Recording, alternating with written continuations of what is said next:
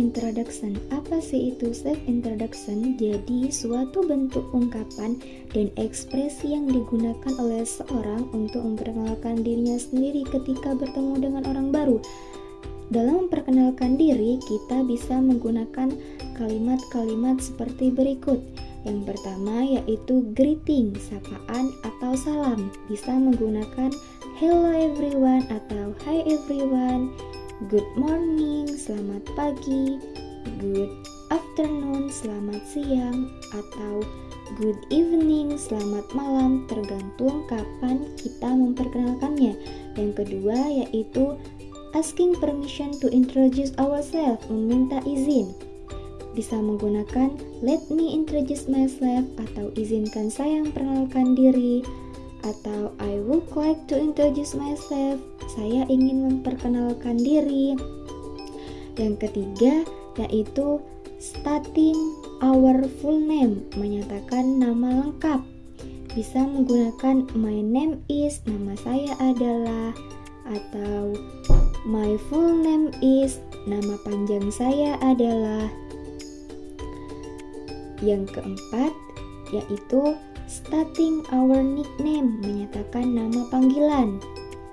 My nickname is, nama panggilan saya, atau you can call me, kamu bisa memanggil saya, atau juga my friends usually call me, teman saya biasa memanggil saya. Yang kelima yaitu stating our age, menyatakan umur.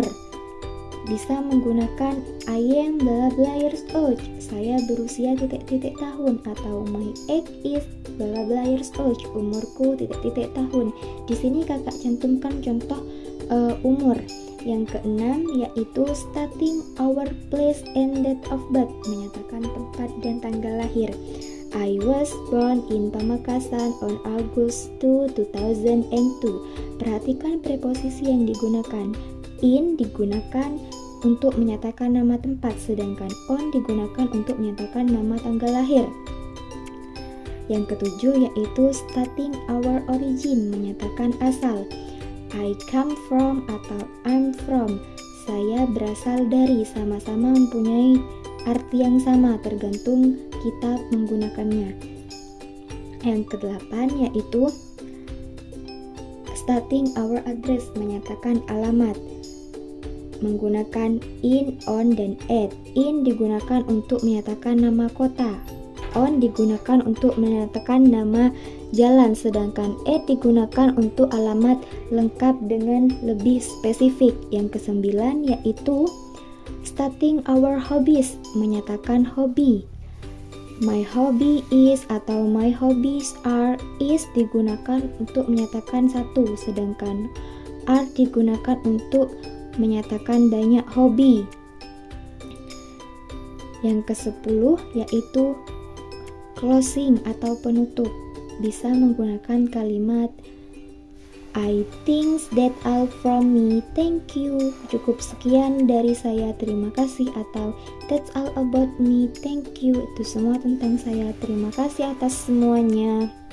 Di sini kakak cantumkan contoh agar kalian lebih memahami.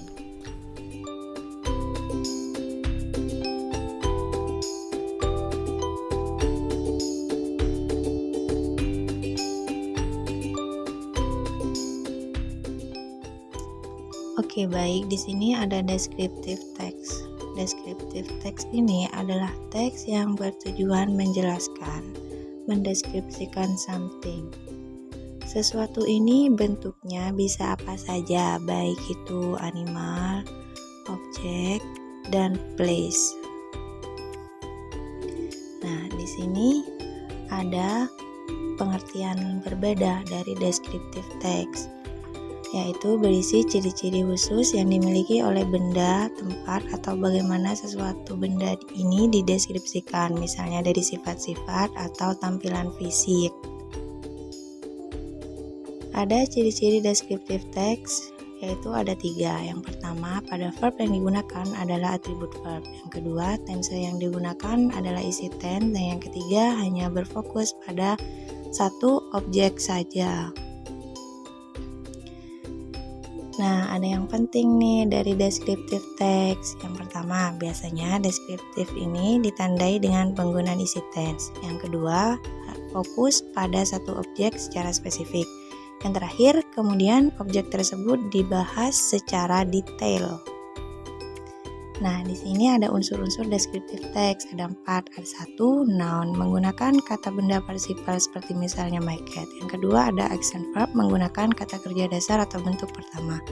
Yang ketiga ada simple tense, menggunakan kata kerja participle menunjukkan sebuah kegiatan. Yang keempat ada figurative language, menggunakan bahasa atau menggambarkan sesuatu. Struktur descriptive text ada 2. Yang pertama, identification, ada pada paragraf pertama. Tujuannya adalah mengidentifikasi objek yang hendak dideskripsikan. Yang kedua, ada description, merupakan bagian terletak di paragraf selanjutnya, berisikan tentang bagaimana sifat-sifat objek tersebut.